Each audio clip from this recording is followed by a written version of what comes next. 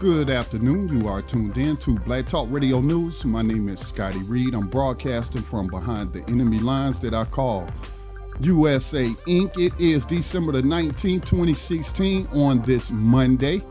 I don't know how your Monday started off, but my Monday did not start off all that well. As we were trying to live stream today's Entrepreneur, which comes on Black Talk Radio Network on Mondays at 11 a.m. Eastern. I think that's 8 a.m. Pacific where she is.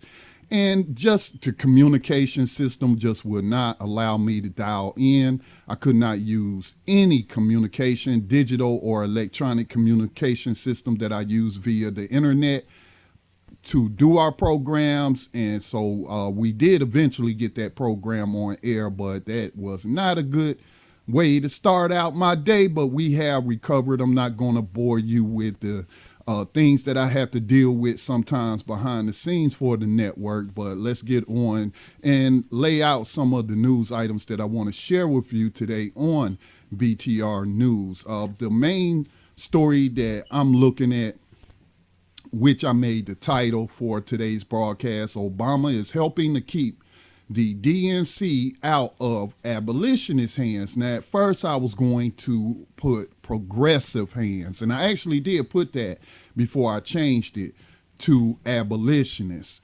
because progressive is how they want to label Keith Ellison. They want to label him as, and he is part of the progressive caucus. And again, we're talking about politics. This is a political news show, although we delve into a lot of different social issues. But if I'm of the belief that politics controls just about every people activity area on the planet.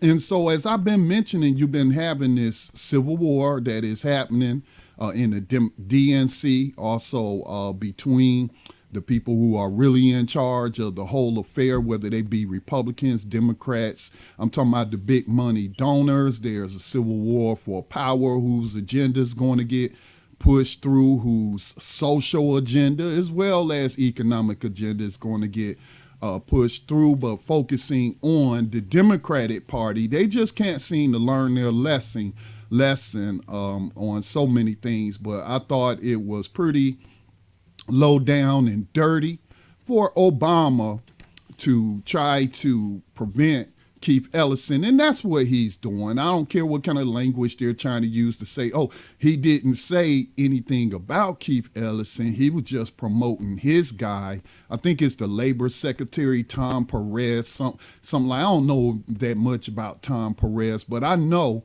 a little something about Keith Ellison, and I do know he has been behind some abolitionist bills. The bill that is in Congress to abolish private prisons and jails in the United States. That is something that he was part of that caucus to get that bill put into Congress. That does not seem like President Obama is going to sign it on his way out the door. And see, that's a major sticking point in the Democratic Party. A lot of people perhaps are not aware of. You got your pro-slavery people, and then you got your anti-slavery people. And I would put Keith Ellison in the anti-slavery category, and I'll put Barack Obama in the pro-slavery category, being that he backed the Clintons, and we know their contributions to modern day slavery and human trafficking. So I thought it was pretty low down and dirty for him to be on his way out and trying to stop the Democratic Party from pivoting to the left in terms of their politics. But I'm speaking specifically of Keith Ellison as an abolitionist, because he supports and he helped push through an abolitionist bill. One of the very few abolitionist bills to actually make it into Congress, but it's yet to be voted on. So that's the bill it's called the Justice is Not for Sale Act. Let me see. Another story I'll take a look at: Democrats and their neoconservative Republican allies keep pushing fake news that Russia hacked the U.S. elections. While now, as I stated on last week, where are the state news coming out of the different states from the election boards, and because every state has to certify its elections. Where are the reports of any kind of hacking into their voting machines, anything about vote flipping, voter fraud? And again, now we're starting to get some articles saying that election fraud in the states, that there was next to zero. Now, there were a bunch of people filing complaints to say, oh, so-and-so wasn't eligible to vote, or this looks fishy, this ballot or this registration, and they challenged those. But none of those challenges, except for maybe one, panned out where there might have actually been some fraud. But again, this is a non-existent problem that mostly Republicans push so that they can garner public support to fix a problem that's not a problem, like voter fraud.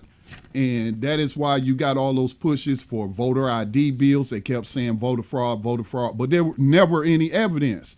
So since there's no evidence of any kind of fraud, why are Democrats and their allies still talking about the election being hacked? And so I got a couple of thoughts on that. The Electoral College meets today. And so for those who don't know how the Electoral College works, when you go to vote in a presidential election and you cast a ballot for the president, what you are indeed casting a ballot for is an elector.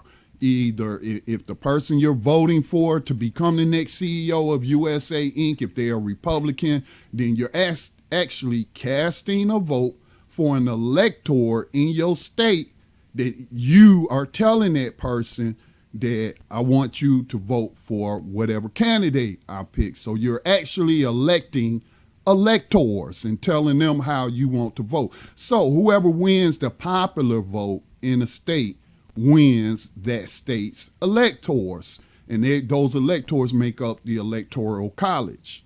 So the Electoral College meets today. I don't think they actually vote. Maybe they vote on a state level just to, to settle up the state business. But then later, I think it is in January where they will, the Electoral College votes will be counted in Congress.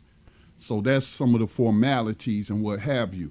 But you have a bunch of big money Democrats, liberals, whatever you want to call them, and their allies who are asking these electors to violate the rules in their state. And in some states, it's a misdemeanor crime.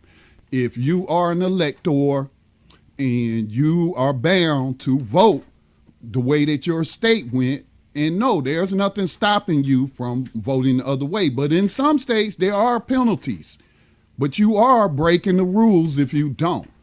I thought it kind of, I guess, I don't know what's the proper word I'm looking for, but par for the course for Democrats to be calling on electors to break the rules, being that that's one of the reasons that they cite that they lost the election, because they're falsely claiming, I've seen no evidence, that Russia hacked the DNC.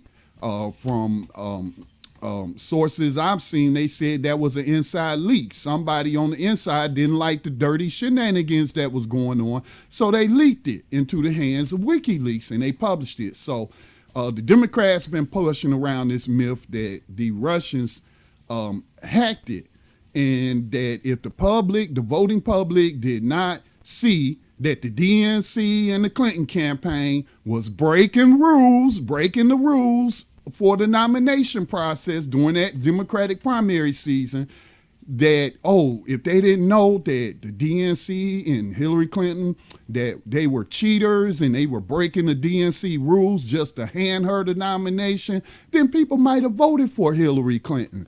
So, do you see the irony in all of this? Do you really see it? They're blaming emails, blaming on Russia. It don't matter how the emails got out there at this point. But the emails showed that they were breaking the DNC rules. Now, they are openly calling for what? other people, the electors, to break the rules. It seems to me they didn't learn any kind of lesson on ethics or anything of the sort. They just don't have a clue. They just really don't. They're living in a bubble somewhere. I don't know.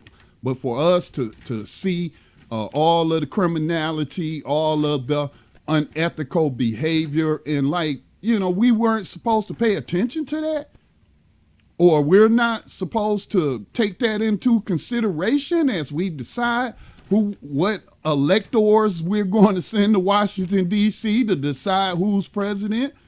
Yeah, so what do y'all think about that? Ben Carson. Here, talking about corruption, I don't want people to think I'm a partisan person. I just pick on Democrats. I'm a nonpartisan person. Just call me an objective observer of politics in this country. That's why I do a political news show. But remember when Ben Carson during the nomination process and the Republican Party was still trying to determine who was going to be their nominee, and they were going to the different states. Do y'all remember when Ben Carson flew down to meet with Trump at, I forget the name of that hotel that he owns, Key Largo or something like that. It might have been in Key Largo. I'm not sure. But remember Ben Carson went down there and met with him. And this is when the Republican, you still had more, the race had not been decided at that point. Anyway, so Donald Trump apparently was courting Ben Carson for his nomination, and they met in Florida. Do y'all remember that? Because I clearly remember that. And afterwards, Carson comes out and says, didn't really say what they talked about, but said that he might be considered for a Trump cabinet position. And if he, and he went and endorsed him. Yeah, the meeting was to get Carson to endorse Trump. This is when Ted Cruz, that slime ball, was still in the race and whatnot. So Carson went down there and met with him, and he later would endorse Donald Trump. Well, it's illegal to do that. I remember it at the time. I looked up the law. I can't remember it right now or what they call it. But that's like you can't trade cabinet position appointments for an endorsement. That's illegal. And I believe that is what we saw here. So for those who's trying to block Ben Carson from becoming the next HUD secretary, that's housing and urban development, a job that he has no training in, no background in, and based off some comments he's made about public housing, if you care about poor people, if you care about struggling people trying to make it into the middle class but need a little help, then you may not want to see Ben Carson become the next HUD secretary. So I'm just giving you some ammunition to write your senators for when they had a Senate confirmation hearing, point out the fact that he endorsed Donald Trump just to get a cabinet appointment. And that's illegal. So if they want to go along and break the law, well, you just telling us, revealing to us, if we don't already know what your character is. So that's a story I will share some more details with. Now, this one, again, I come across a lot of news. I share it mostly on BTRcommunity.com. That's our new social media platform, as we try to facilitate people trying to leave Facebook and look for a safer place in order to do what it is they do, their networking, whether that's through social activism or what have you. That's just a place where we share.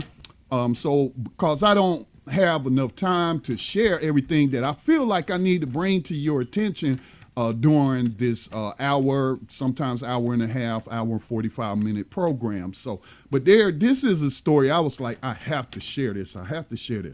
A new book came out, and I haven't figured out from Fox News if this guy is a CIA analyst or if he's a military officer, retired CIA analyst, retired military officer. I don't know if he was doing double duty and pulling 2 checks from the government. I don't know. They really didn't make that clear. But he is looking to capitalize off the capture of Saddam Hussein. during the last invasion. We'll call it Gulf War II. I participated unwittingly in Gulf War I, but they did not overthrow the Iraqi government at that time. They left Saddam Hussein in power with a no-fly zone to the south and over the areas where the Kurds were at. So apparently this guy was in once they caught Saddam Hussein. Remember, they really highly publicized that, how he was hiding in a spider hole, a hole in the ground, and they had gotten some intelligence and they found him hiding. Well, of course, they interrogated him, obviously. So this person participated in this interrogation. I guess enough time has passed. Some of the information has been declassified, but now he's looking to capitalize off of it. He's looking for a whole bunch of people to spend money on his book. Hopefully he's hoping to become a millionaire, and he's going to be giving the heroes treatment and all. And this guy's probably a criminal. He is a criminal. I say he's a criminal. But anyway, Fox News produced a propaganda piece about his book, but it is evident that there were never, even by his book, some of the excerpts and some of the things that's in the article. I do have the audio to the interview he did on Fox News, but the article, which I've linked to, has more information. But it is clear, according to this man, that Saddam Hussein did not have weapons of mass destruction. Like Donald Trump said, and these the people that you gonna believe that told you Saddam Hussein had weapons of mass destruction, and he did not, and you want to believe them when some unnamed CIA person says that Russia hacked the election. Again, the election was not hacked. The DNC had a leak. And they're just trying to confuse people with words and get them caught up in a bunch of emotion that's going to lead to nowhere. So those are some of the news stories that I want to go over with you. And if you have something to add, if you have any questions or comments, you can join us from anywhere in the world. Obviously, you have to have an internet connection to be hearing this program, but you can connect with us at blacktalkradionetwork.com, or you can go to uberconference.com/blacktalkradionetwork. You can dial in that way with your comments or questions. You can dial in by phone to 866-510-9025. That's 866-510-9025. The other number, if you have problems getting in through that way, is 704-802-5056. That is 704-802-5056. So let's go ahead and jump into this first article. Let me just pull it up. This comes to you via the Huffington Post. And let me just pull that up. Again, I've linked to this in the program description for today on blacktalkradionetwork.com. I don't have them posted in YouTube, but you can find them on Black Talk Radio Network. Zach Carter wrote this article. I guess it's Zach Carter and Daniel Morans. He's a reporter for the Huffington Post. Zach Carter's the senior political economy reporter for the Huffington Post. They published this article just 3 days ago. It's been shared almost 5,000 times. And the title of the article says that Obama all but endorses Tom Perez against Keith Ellison for the Democratic National Committee chair. Now, what position are we talking about? We're talking about the position that Florida Representative Debbie Wasserman Schultz held, that position, the Democratic National Chair. The emails revealed, the email leak, not hack, the email leak showed that she was cheating and she was breaking rules because, Hillary Clinton was entitled to the nomination, and we're just going to make sure she gets it, even if we have to do some unethical things and like not have debates because we don't want Hillary Clinton being asked a bunch of questions because she got too much dirt, too many skeletons in the closet, too many things that she can be hit on. And so we're going to limit the number of Democratic debates. So she was forced to resign. She cheated. These emails also are the subject of a class action. I'm about to say a mass action. A class action lawsuit. There's a class action lawsuit right now in federal court against the DNC for cheating not only Bernie Sanders, but all the other people who, it wasn't a whole lot of them, maybe 2 or 3 other ones, but cheating those people out of a quote unquote fair shot at the nomination by doing things to clearly favor Hillary Clinton. It's in their emails. They might as well just go ahead and settle that lawsuit. I hate to tell Keith Ellison, but the DNC may be broke, man. They may have to file for bankruptcy depending upon the outcome of this lawsuit because of Debbie Wasserman Schultz, again, who was forced to step down. Now, then she was replaced, and this is the current DNC chair, Donna Brazile. Y'all remember Donna Butter Biscuit Brazile?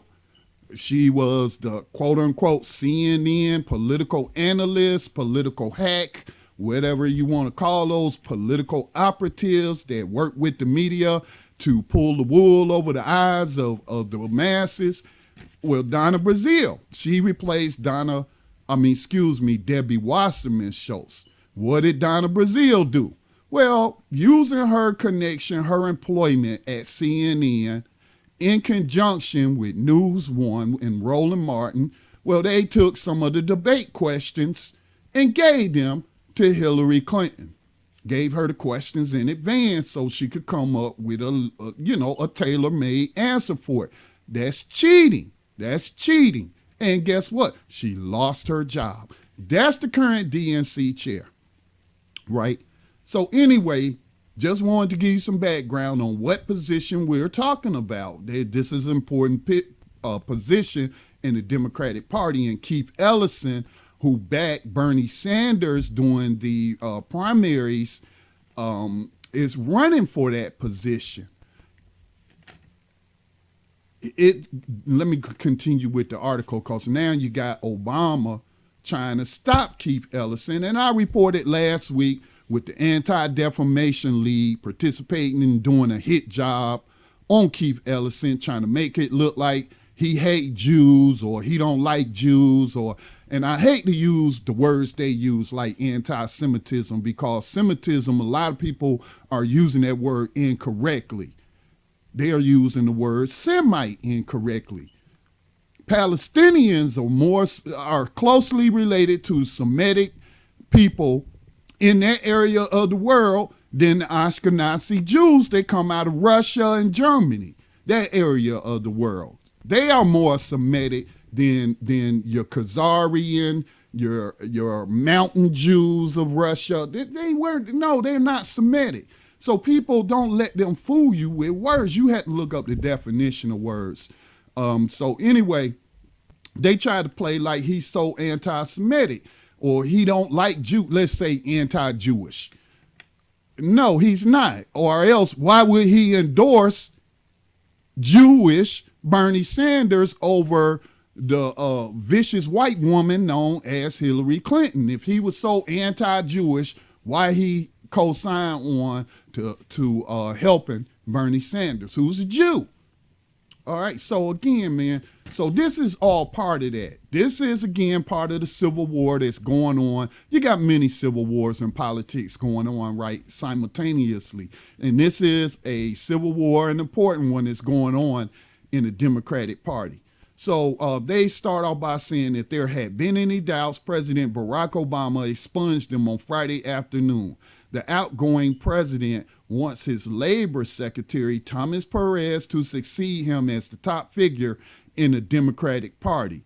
Tom Perez has been, I believe, one of the best secretaries of labor in our history, Obama said at his end-of-year press conference. This week, Perez challenged Representative Keith Ellison in the race to chair the Democratic National Committee. Obama did not mention Ellison by name in his remarks. For weeks, the Obama administration has been a principal holdout in a D.C.-based effort to unite the warring wings of the Democratic Party behind Ellison. The Minnesota liberal was the most prominent Capitol Hill supporter of Senator Bernie Sanders during the presidential primary, and he has been embraced by establishment Clinton backers, including Senate Minority Leader Harry Reid, his successor Chuck Schumer, and key labor leaders, including American Federation of Teachers President Randy Weingarten and American Federation of State, County, and Municipal Employees President Lee Saunders.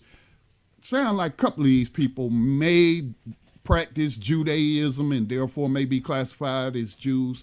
But you did have some, as I reported last week, some Jewish organizations call out the ADL just like I called them out and said that's wrong for them to be attacking Keith Ellison with these smears.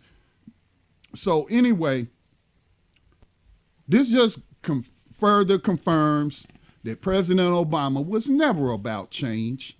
He has always been about the status quo.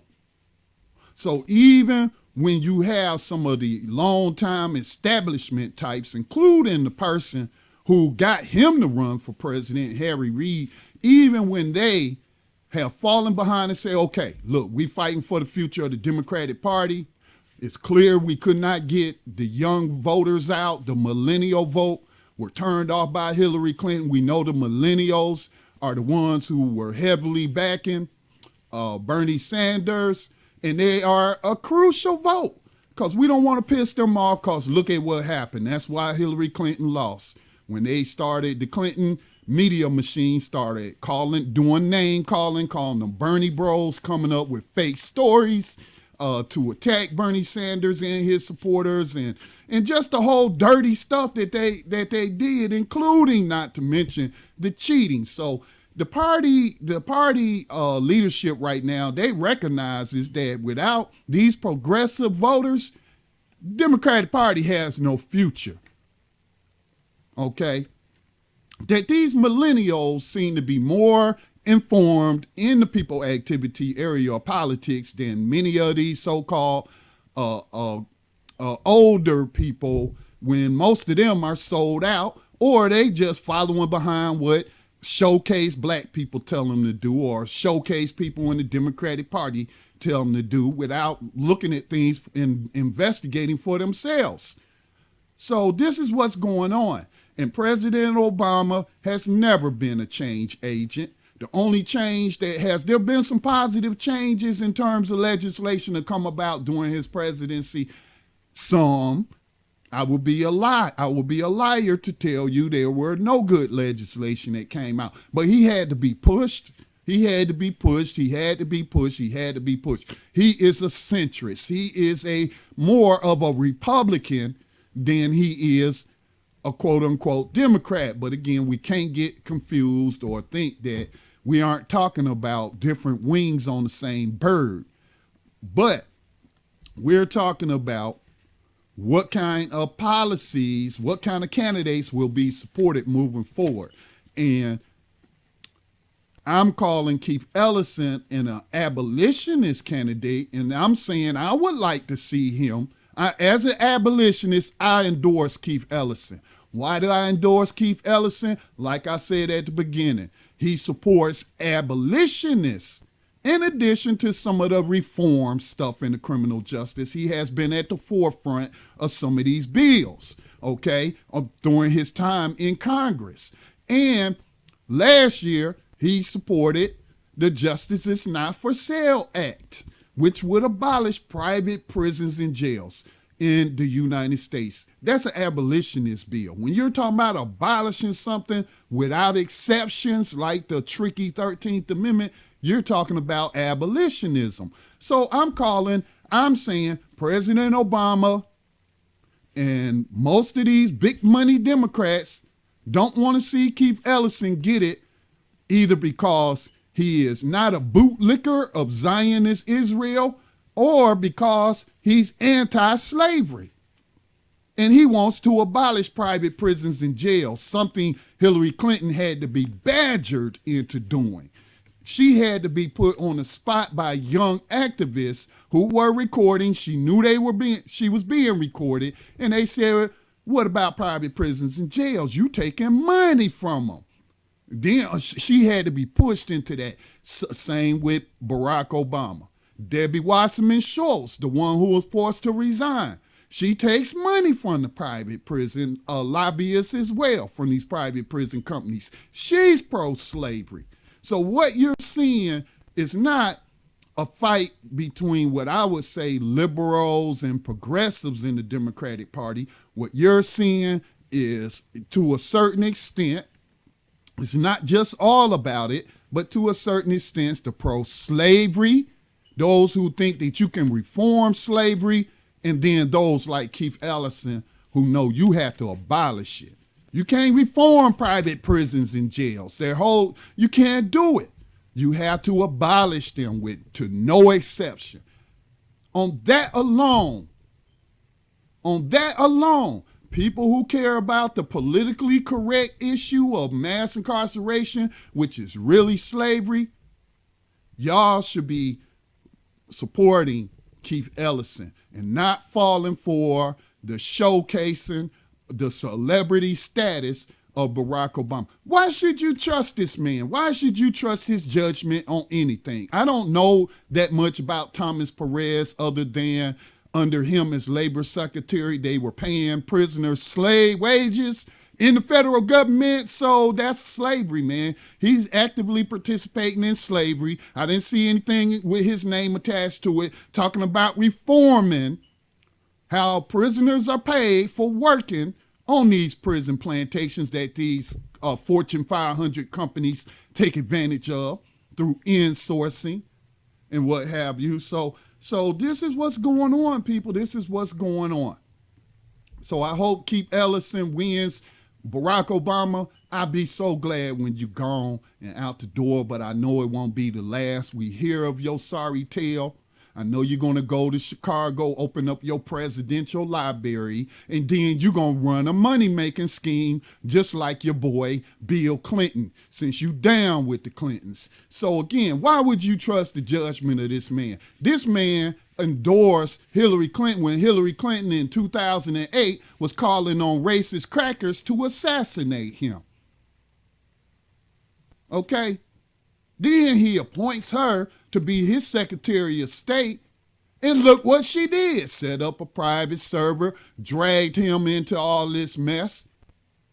This man has terrible judgment. So again, I can't wait to January 20th, although I know it won't be the last we hear from him.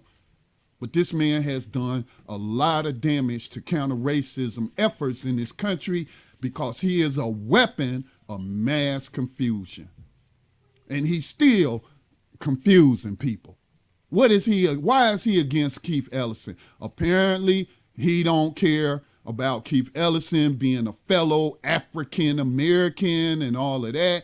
He don't care. There ain't no kinship there. Barack Obama don't have no kinship, feel no kind of part of no black group. He'll play us when he need us, but he don't need us no more. So here he come out on his way out the door endorsing one of his current campaign members against Keith Ellison. So again, just to let you know, this is his legacy. He said he was going to be remembered by his legacy if we didn't elect Hillary Clinton. No, you known by your legacy for even endorsing a woman who called for your assassination, showing that you don't even have any kind of black self-respect whatsoever. You just in it for the butter biscuits. That's all I have to say about that. Again, this man just to no end frustrates me. And I just see him around for another 10, 20 years, confusing people about the system. So, next story that I want to jump to when we come back from the station identification break. Democrats and their neoconservative Republican allies like John McCain, like Lindsey Graham down there in South Carolina, keep pushing this fake news that Russia hacked the U.S. election. Now, reports are coming out that from the different states, a state-by-state analysis with the data coming in, It didn't happen. There was no electronic vote hacking. There was no vote flipping. There was no voter fraud. Why do y'all keep letting these people lie to you and suck you into this when the information that you need to determine that they're lying to you is coming out in the news every day? So you're listening to Black Talk Radio News. I will be back on the other side of this quick break. Remember, you can give us a call at 866-510-9025 or 704-802-5056. Hit star to unmute yourself on the board, and then I will come to you. We'll be back on the other side.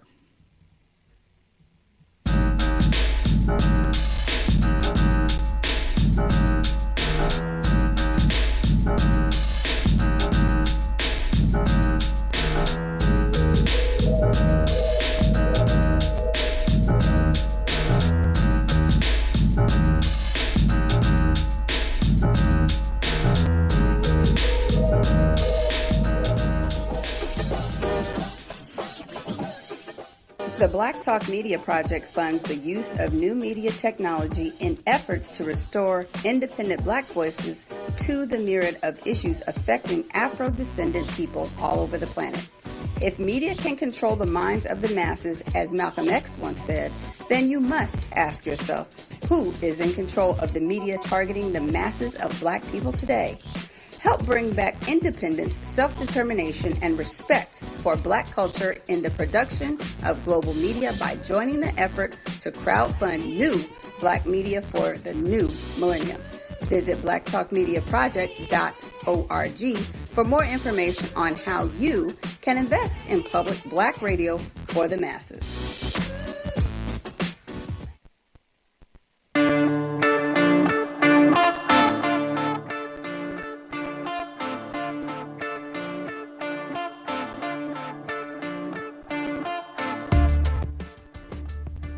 And welcome back to Black Talk Radio News. Scotty Reed in for this broadcast from behind these enemy lines that I call USA Inc.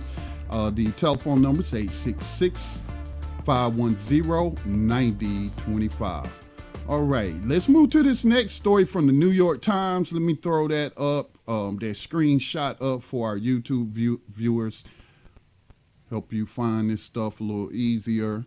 All this talk of voter fraud across the U.S., officials found next to none. That is an article by Michael Wines. It came out yesterday, December the 18th. Again, this is the New York Times. You can find it online at New York Times. After all the allegations, but wait a minute, before I read this again. When I share these sources, I always assume that these people are going to lie to me or try to confuse me in some kind of way. So just take note of because I took note of one of the things they say in here, who they focus on, or the allegations, who made the allegations that they're focusing on. Everybody made allegations now from both sides of the aisle, as they say. But let's see who they focus on, who the New York Times focus on. Okay, after all the allegations of rampant voter fraud and claims that millions had voted illegally, the people who supervised the general election last month in states around the nation have been adding up how many credible reports of fraud they actually received. The overwhelming consensus, next to none. Okay, so these are hey, if the CIA, some unnamed person, you don't know their name, don't see their faces, and this is secret information, so you can't see all the evidence. Why didn't they file a report then? If they so concerned, why didn't they file an official complaint at the local levels or what? Why didn't anybody file a complaint of these fraud that was going on? So anyway, the overwhelming consensus, as they said, for voter fraud was next to none. In an election in which more than 137.7 million Americans cast ballots, election and law enforcement officials in 26 states and the District of Columbia, Democratic-leaning, Republican-leaning, and in between, said that so far they knew of no credible allegations of fraudulent voting. Officials in another 8 states said they knew of only one allegation between them. A few states reported somewhat larger numbers of fraud claims that were under review. Tennessee counted 40 credible allegations out of some 4.3 million primary and general election votes. In Georgia, where more than 4.1 million ballots were cast, officials said they had opened 25 inquiries into suspicious voting or election-related activity.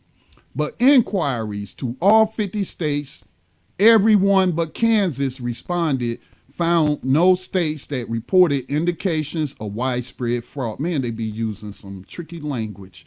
And while additional allegations could surface as states wind up post-election reviews, their conclusions are unlikely to change significantly. So it goes on to talk about people like Donald Trump define these unambiguously debunk repeated statements by President-elect Donald J. Trump that millions of illegal voters backed his Democratic opponent Hillary Clinton. They also refute warnings by Republican governors in Maine and North Carolina that election results could not be trusted. And they underscore what researchers and scholars have said for years. Fraud by voters casting ballots illegally is a minuscule problem, but a potent political weapon.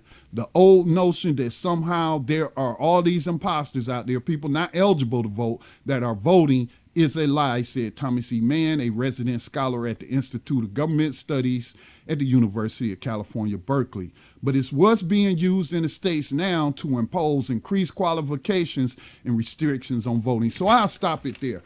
Again, when President Obama ran in 2008, you had record turnout here in North Carolina.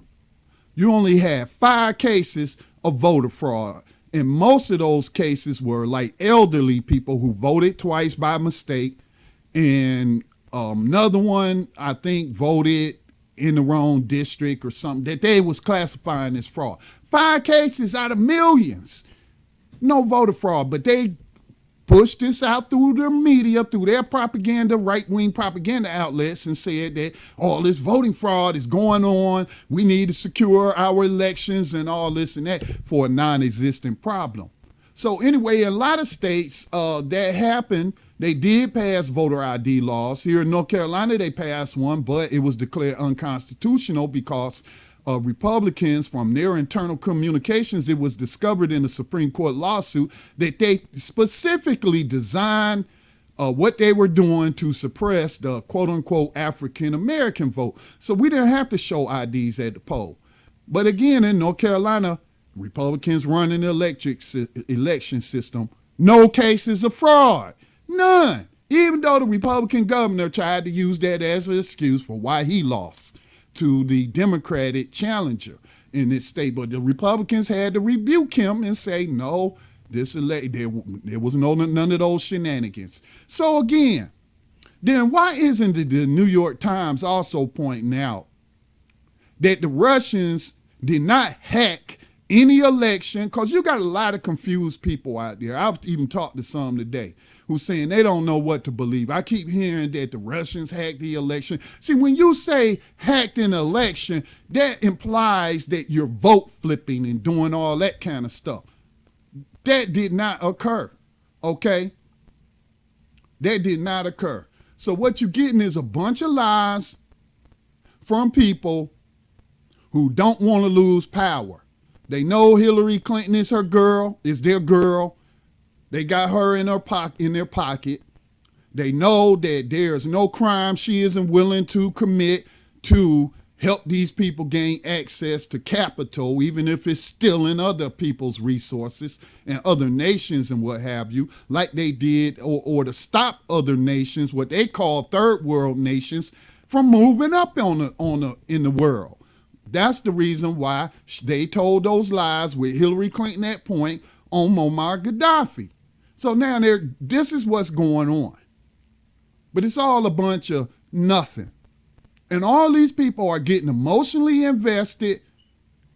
And it's not really their fault because it's the lying mainstream media that's helping. See, Hillary Clinton's trying to explain to all these billionaires and 100 millionaires and 10 millionaires and whatever, who gave all this money. She raised more money than Donald Trump. And how did you have all that money and you still lost? So she making up, finding excuses of why she lost. They lost because she's Hillary Clinton. That's why. That's why they lost. They just don't want to accept that.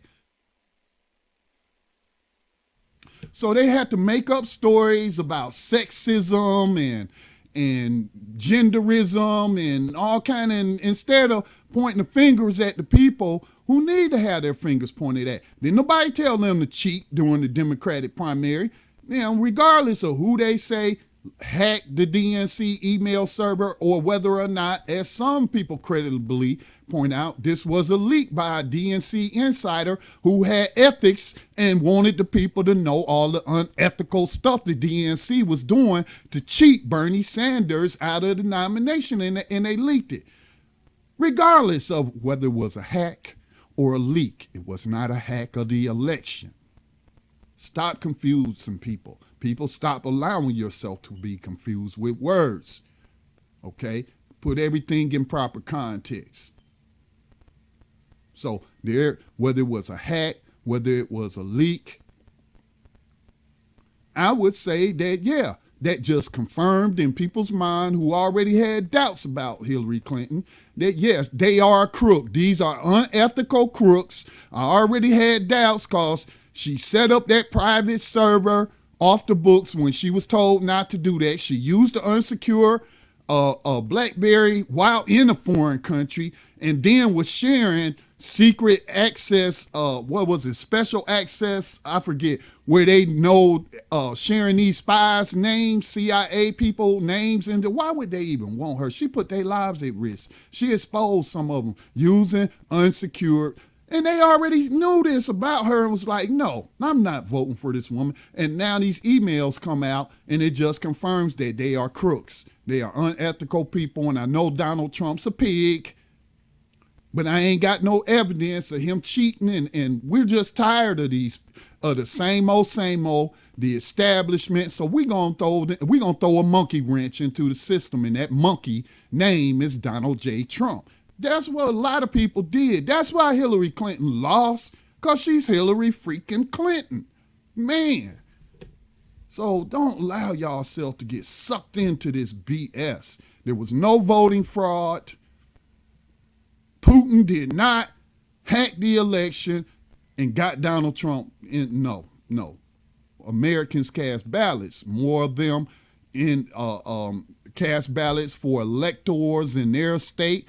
Therefore, he came out on top on the Electoral College, which votes today, which is our next story. Let me check the board again. If you have any questions or comments, you can chime in at 866-510-9025 or 702-802-5056. I'm willing to consider opposing alternative views. I mean, an alternative view doesn't necessarily mean that it's an opposing view, but I'm open.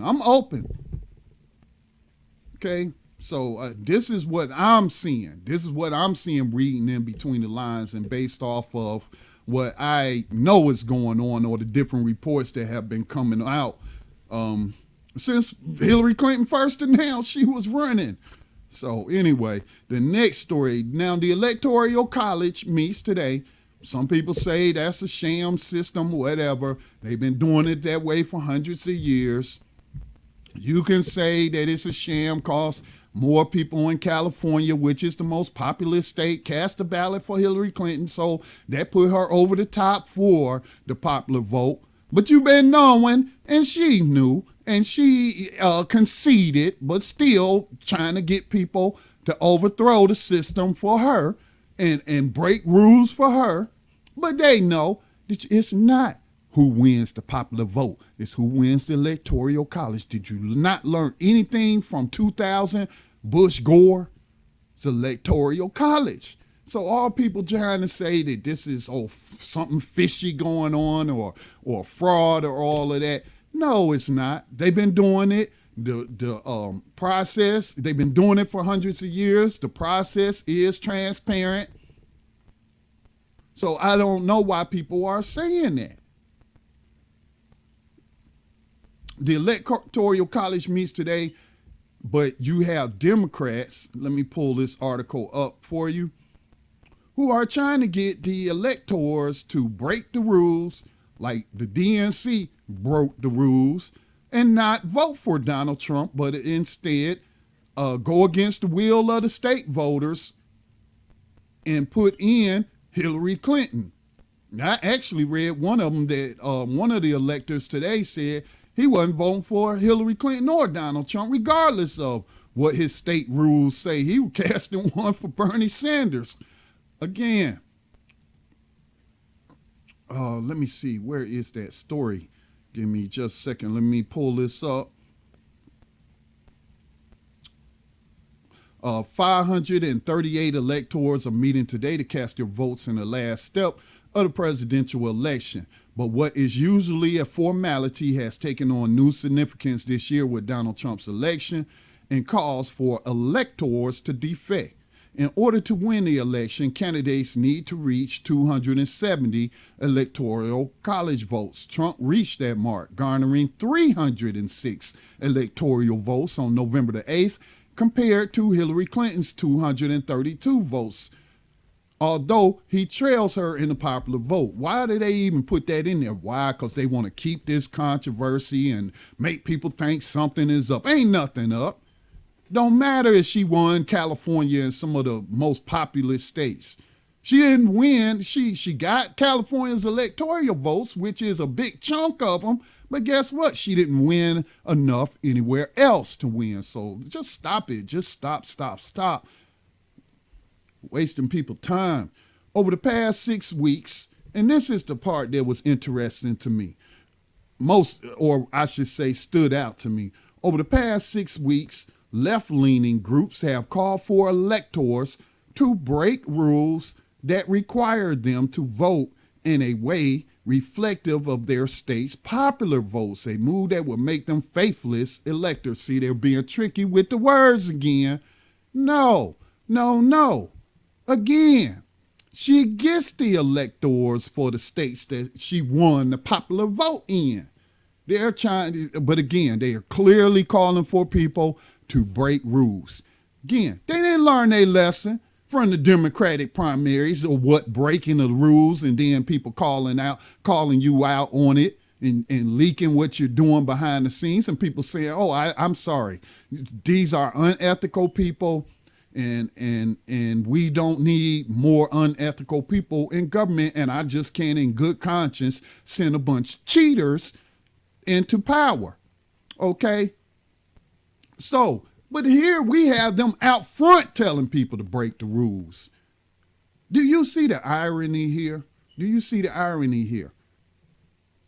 And the fact that I'm seeing black people still giving their energy to this election. This election is over and done with.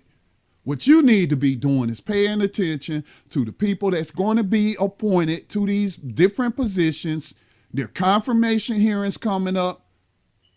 Do you want to mount something to keep this person out? Like, what's his name we'll talk about here in just a bit. Ben Carson from becoming Housing and Urban Development Secretary because, number one, he isn't qualified for the job. He isn't even an entrepreneur. Not really. He ain't built no business. It's selling books is not a business. I mean, it's not really, come on. So and then the things that he has said. So that's what we need to be paying attention to.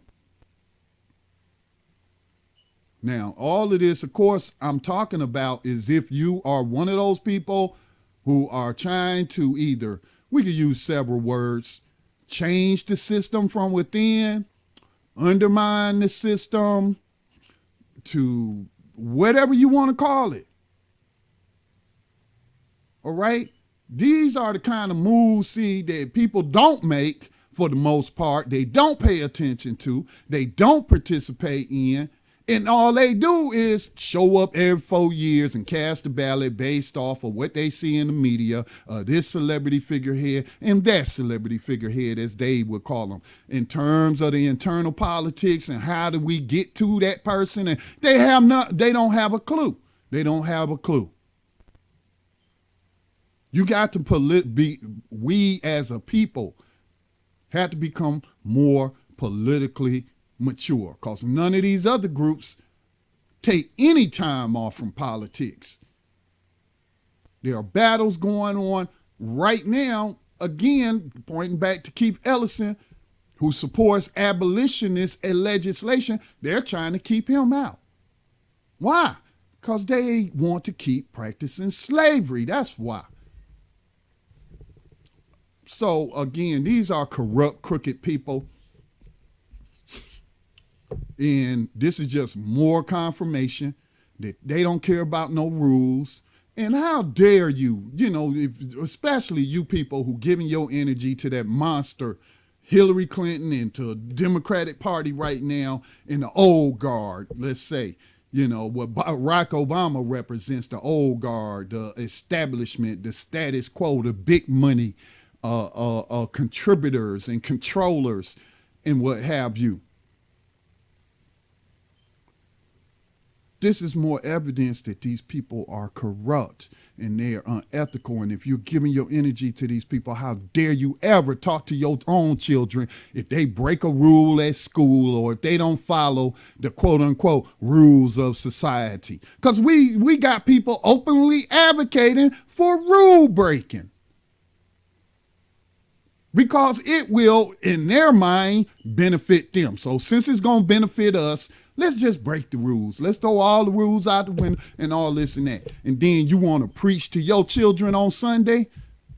You want to preach to people on Sunday about lying, about being crooked, about any kind of unethical behavior? You want to tell your children to follow the rules and to just work hard and study hard and you don't have to cheat to get ahead? No, that ain't what we telling our young people, are we? By endorsing and following behind these crooks. I don't like Donald Trump, but guess what? Guess what?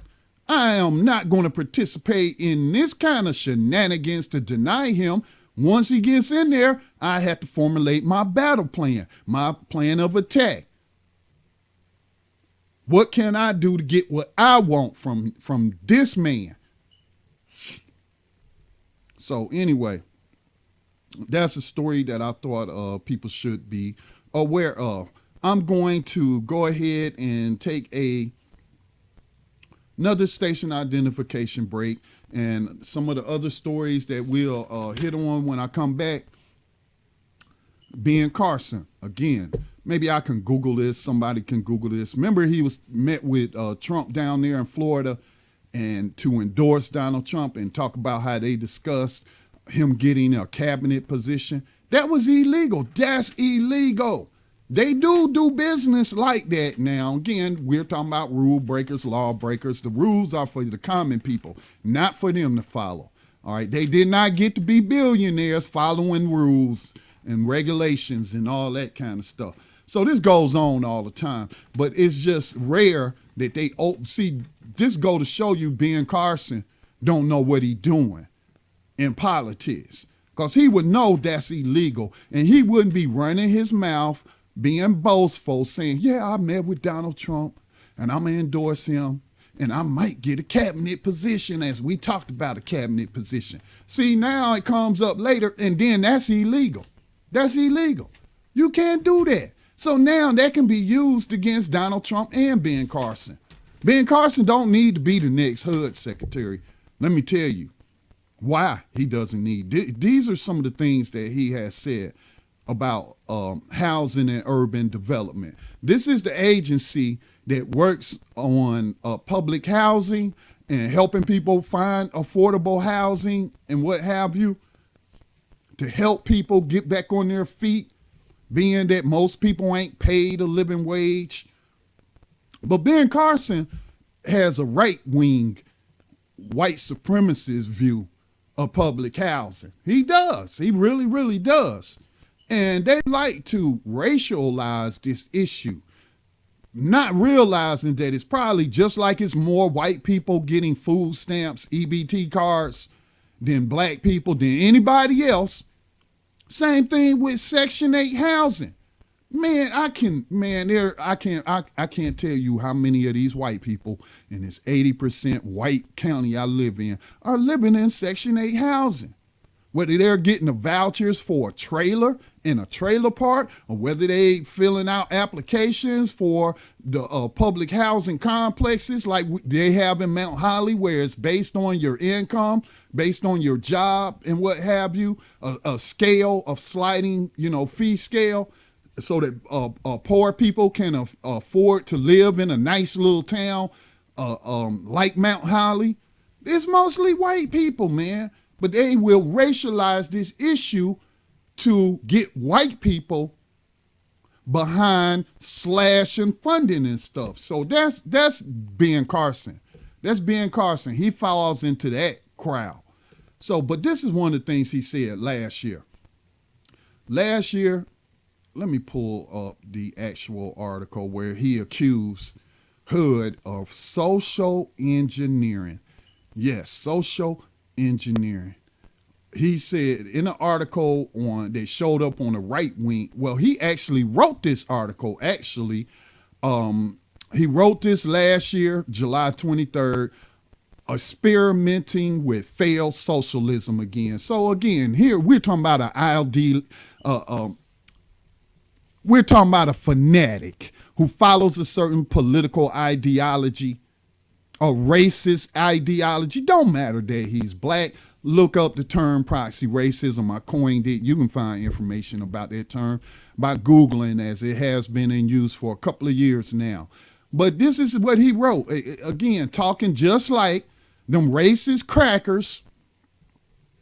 He said, remember busing, that brilliant social experiment that was to usher in a new era of racial utopia in America? Undaunted by the failed socialist experiments of the 1980s, the Obama administration has recently implemented a new Department of Housing and Urban Development rule designed to desegregate housing by withholding funds from communities that fail to demonstrate their projects affirmatively further fair housing.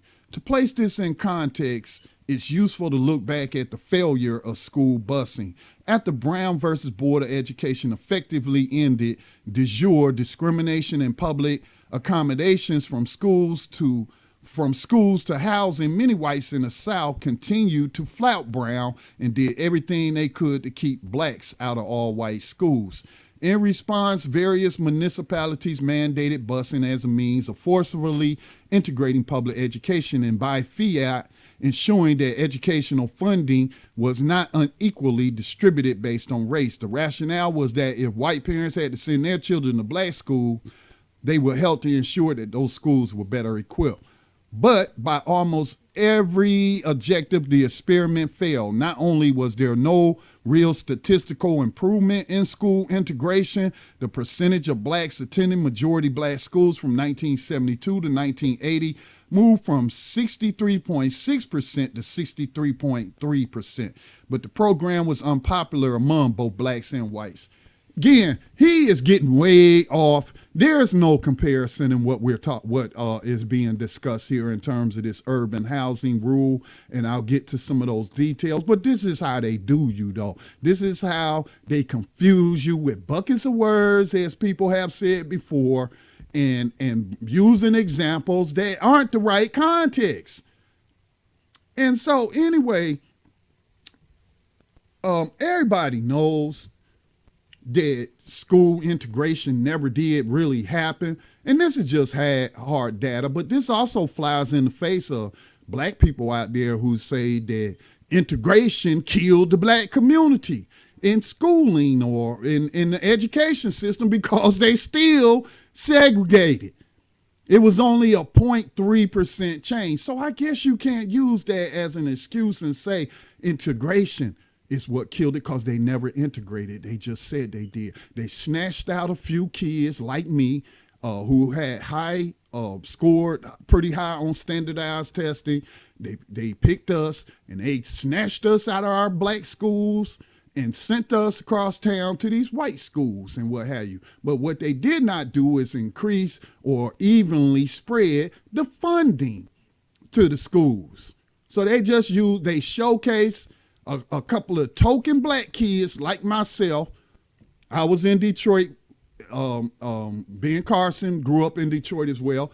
In the 70s, when I was ripped out of my school, I think I was in elementary school, and I completed elementary school, and then they sent me to that white school for first grade and what have you. I might have been older than that. Seemed like I was maybe second, third grade, but there was no real improvement in terms of what they were trying to target.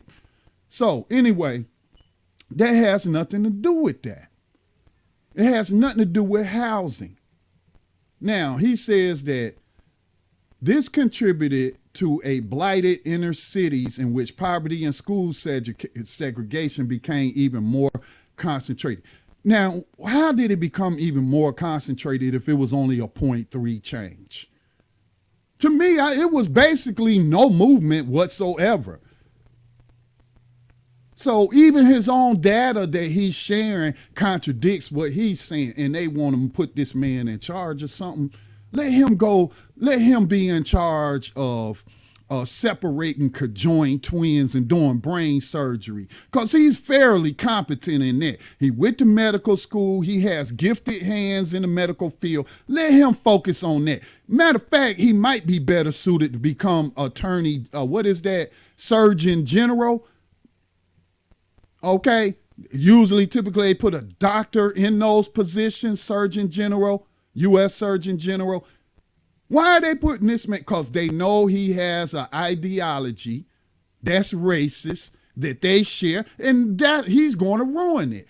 He's going to tear it up. Again, I want the Trump administration to cause irreparable damage to USA Inc. so we can dissolve the corporation and start over fresh and possibly come together, implement a new system based on justice instead of one based on slavery and racism.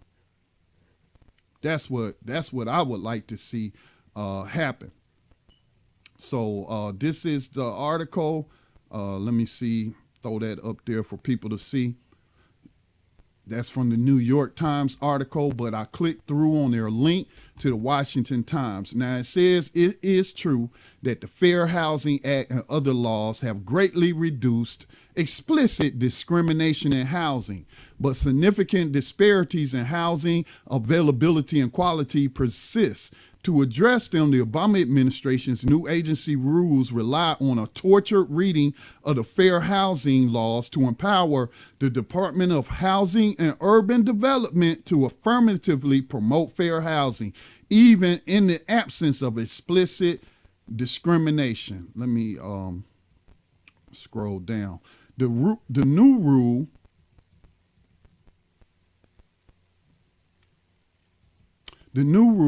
would not only condition the grant of HUD funds to municipalities on building affordable housing, as is the case today, but would require that such affordable housing be built primarily in wealthier neighborhoods with few current minority residents, and that the new housing be aggressively marketed to minorities. In practice, the rule would fundamentally change the nature of some communities from primarily single-family to largely apartment-based areas by encouraging municipalities to strike down housing ordinances that have no overtly or even intended discriminatory purposes, including race-neutral zoning restrictions on lot sizes and limits on multi-unit dwellings, all in the name of promoting diversity. He's being very deceptive here. What it does, he's trying to scare rich white people. What he's saying is, they gonna let all them poor niggers into your rich white cracker neighborhood, your little gated cracker community. They gonna now start building affordable housing or allowing poor people to get what they call that, a voucher 8 program, and that might bring down the housing values and what have you. Or they're mandating that housing, new affordable housing complexes be built in gated communities in your cracker neighborhood, rich, wealthy cracker neighborhood. See, he's lying. He's lying. What they're saying is that you can't build these new affordable housing in blighted areas that already exist, like food deserts. Why would you build affordable housing for poor people in an area where they can't access any kind of resources that many of these communities, in fact, are lacking, like libraries, like fresh food markets, even grocery stores when we see all the food deserts and whatnot, or these areas that have been tainted by lead, paint, the rundown, blighted housing that's out there already. See, that's what Ben Carson want to keep them Negroes in those kind of areas, in the ghetto. And all the Obama administration, and y'all know I don't praise Obama for any reason whatsoever. I just simply report the facts. And the fact is, this is part of some change things that have happened that I would say are towards justice, working towards justice. Because they're saying that, like in the New York Times article, they're saying that when you put affordable housing in mixed economic communities, not race, they don't use the term race, but economic, meaning poor people, for housing for poor people. Let's stop calling them poor people. Let's say struggling people, okay? When you put those type of housing in a neighborhood, in a community, like where I live, let's say in a rural little town like Mount Holly, which has everything it needs, has a library, has access to shopping. The only thing they don't have is public housing. But guess what? The public housing units that they have, the housing complex that they have is right across the street from all that stuff. Some of them people can walk to work and what have you. And that families, poor families, when they are in these sort of mixed income neighborhoods where you have homeowners as well as these complexes, that those people in the housing complex that need assistance tend to improve their finances and eventually can get off of public housing. That is what the new rules that the Obama administration was talking about last year. And that's what you got Ben Carson calling social engineering, using codified racist language, saying they're trying to send poor niggers into the rich white neighborhoods. That's what he's saying in this article. This man does not need to become housing and urban development chief. He should be stopped at all costs. Y'all need to be calling your senators and saying, hey, he should be disqualified because of what he said during the Republican campaign. Y'all might need to investigate whether Donald Trump promised this cabinet position to Ben Carson in exchange for an endorsement based off of what Ben Carson said to the media after he met privately behind closed doors with Donald Trump. That's how you do that. This man does not need to be in this position. Will this affect me? No, it's not going to affect me. But most of the issues I talk about don't affect me. That's the difference between me and a lot of other people. I talk about other people's problems or other people's potential problems instead of worrying about whether or not it's just going to affect me personally. If I'm not personally affected by it, I don't care. I don't care. Let them eat cake. I don't care, So I do care. I do care, because what happens to these people? What happens if they start cutting off funding and these poor crackers that's up in the projects start getting thrown out of public housing? And then where they gonna go? What's gonna happen to the neighborhood then? Are we gonna see tents and stuff popping up under the bridge on the Catawba River? Are they gonna be living up in tents in the woods and stealing stuff from people's property, coming on our property trying to steal whatever they can get their hands on? So I care about poor people having access to the stuff that they need so that they don't be stealing from us, all right? So that's how I look at it. That's one of the ways I can look at it. This man does not need to become the hood chief.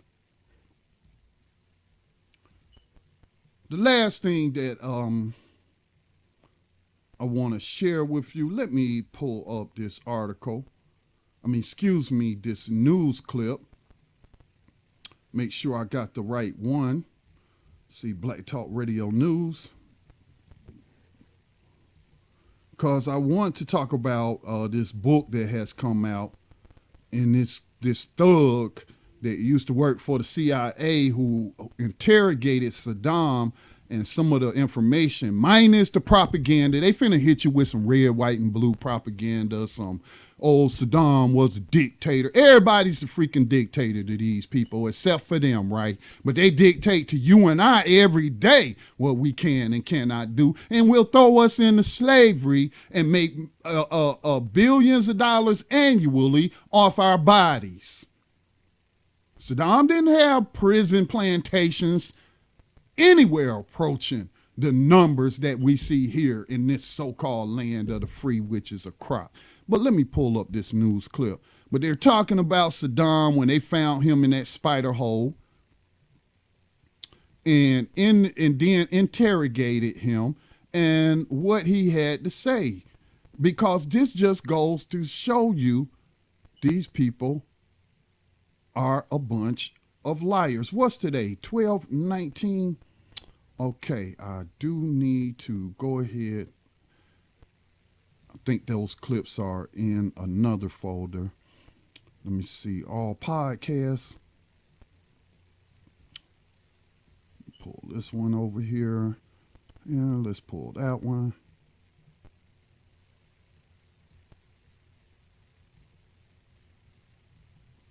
See if I can find the right one. Y'all bear with me.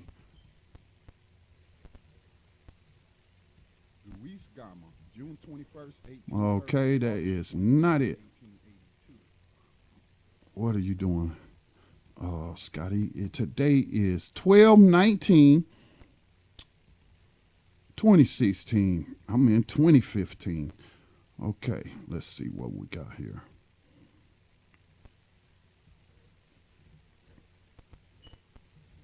Sure, it's one of these, but the guy was interviewed on Fox News today, and I just looking at his face like, man, you need to be on trial for human rights crimes, and y'all sitting up there talking about Saddam. But let me see if we can find that particular one. Here it is, I believe, 247. I thought it was a little longer than that. To move on to the latest on the Trump transition, it is a decisive day as presidential electors meet. Okay, that's not it.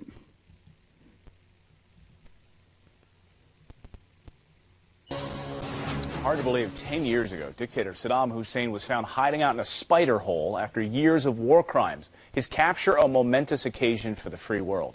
Our next guest was a key commander in the hunt and capture of the late president of Iraq. He wrote about that operation in his new memoir, We Got Him. Retired Army Lieutenant Colonel Steve Russell joins us now. Colonel, thanks a lot for coming on. We're honored to have you. I remember really well, I was in Baghdad the day he was captured, and I remember being so impressed by what you all did. But I also remember wondering, and I still don't know the answer, how did he hide out for 6 months? He was protected by half a dozen families that were related to him by blood, by marriage, and long association. And they formed a key social network around him, much like a mafia don. He was protected by the family. And all of them were from the Tikrit area, and that's where he gained his support. How did you guys find him? Well, once we learned how that family network was and his system of bodyguards around it, it was just a matter of developing a strategy to go after those groups. And early successes showed that if we went after those key families, that we could get on his trail and it might be possible to get him. So what was his reaction when you all grabbed him? Was he defiant? Well, initially, he was stunned. He got a little uppity. At the hole when he was pulled out, there were a half a dozen soldiers led by a guy I'll call John, his team. When he was brought out of the hole, he was a little defiant when they were checking him for tattoos on his hands and tried to shove one of the soldiers away, a stupid thing to do. And so they straightened him out, and that's how he got the cut on his mouth and on his eye. Excuse me, why were they checking for tattoos on his hands? He had a 3-dot tattoo on his left hand for God Country Leader, which was also the national Fedayeen mark. And then on the back of his right hand, he had a sunburst tattoo. We all knew that he had those marks, so they were doing a quick check just for verification. How did the soldiers keep it together in that moment, looking face to face with Saddam Hussein? I think that all of us during that time were very focused on our mission. You realize going into the raid, you've got the best intelligence that you've ever had, and there was an expectation during that day that this was the best chance we had had up to that point. So you're very focused on all of the things, all of the units that were involved. Things really fell apart, though, after he was captured in that country. Talk about what led to that. Why did things just start to crumble? Well, I think what you saw initially was Saddam was an inspiration to the Ba'athist-led insurgency. Many, and wrongly, were reading the violence in the Tikrit and Sunni Triangle area as being created by heavy-handedness. In the reality, it was Saddam and his groups that were trying to create turmoil where we would lose political will and go home. After Saddam was captured and so much of that network was thinned out, then the insurgency transitioned over to Zarqawi, who was with al-Qaeda, and it got very, very ugly. Lieutenant Colonel Steve Russell, one of the commanders responsible for the capture of Saddam Hussein 10 years ago this week. So that's Commander Steve Russell, war criminal. Y'all invaded a sovereign nation. You had no right to do so on some lying intelligence, talking about this man had weapons of mass destruction. Now, you note that they never brought that up. And did you pay attention to the words that they were using? Trying to make it sound like, oh, he was... all these families that was loyal to Saddam and hiding Saddam were comparing them to the mafia. Okay. What about the Clinton crime family and all the coddling and all the protectionism and the FBI, just the whole government? We know this woman a crook, a criminal. We got her on tape admitting to a plot to assassinate Muammar Gaddafi, admitting her roots. She had herself videotaped, which that's even a crime. That was classified information at the U.S. role in that operation. Here she is sitting over there in Afghanistan talking about, oh, we came, we saw, he died. This was a head of state of a U.S. ally. And now what's happened to Libya? The same thing that happened to Iraq. You turned it into a terrorist failed state. That's what happened. So they use these words to try to demonize. I'm not saying Saddam was a nice person, but guess what? I know USA Inc. ain't nice. I know they engage in crimes every day. They were backing Hussein. He was their U.S. dictator. So any war crimes or crimes against humanity he committed, it should have been Ronald Reagan, Donald Rumsfeld, and a number of other people sitting right there next to Saddam at his trial in Iraq if y'all was going to put him on trial for killing Kurds with chemical weapons that he bought from the United States. The pictures are out there of Donald Rumsfeld during the Reagan administration meeting with this guy. But notice how they point out, oh, Saddam did this, Saddam did that. He was such a terrible person, but they failed to point out that it was U.S. policy to support this terrible person, and they aided and abetted him in the terrible things that they say he did. They did that. Let me share a couple of excerpts from the article from Fox News that I thought that you didn't hear in that interview. These points weren't brought up. Hussein, who was hanged and killed in 2006 for crimes against humanity, was frequently defiant while being interviewed, and even mocked the U.S. rationale for the war, that Iraq possessed weapons of mass destruction. This is what Donald Trump said the other day last week about the CIA. These are the people, that corporate media that's telling you right now that Russia hacked the elections are the same ones that was reporting this stuff from the CIA as if it was a fact that Saddam Hussein had weapons of mass destruction.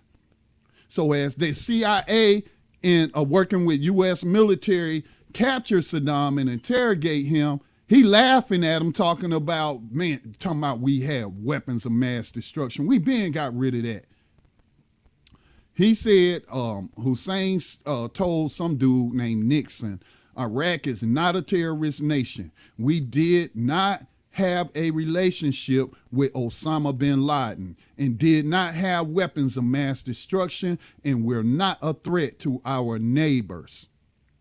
But the American president, George W. Bush, said Iraq wanted to attack his daddy and said we had weapons of mass destruction. Y'all remember that? George W. Bush. Oh, he was plot to kill my daddy, to assassinate my daddy and all this, and the CIA said this and that, and y'all ain't seen no proof, and y'all just bought into it.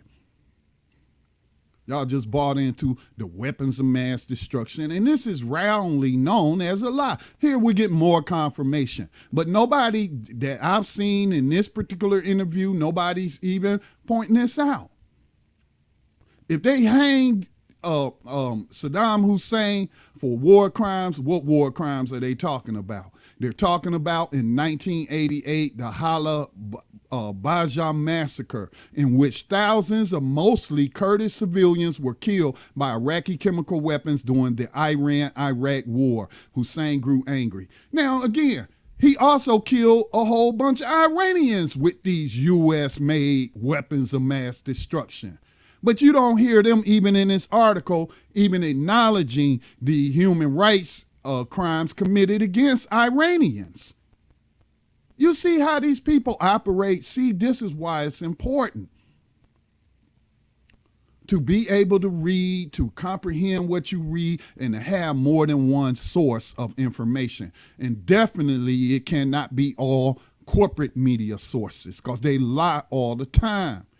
They have working relationships with the U.S. intelligence community to lie to you. Look up Operation Mockingbird, as we talked about last week.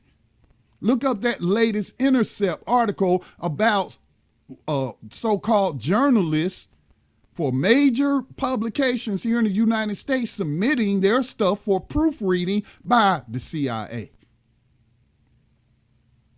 So if he was put on trial for human rights crime for this chemical weapons, damn it, then Ronald Reagan's guilty too. And Donald Rumsfeld guilty too. And he's still alive. Somebody should drag him out, whatever hole he's in, and put him on trial.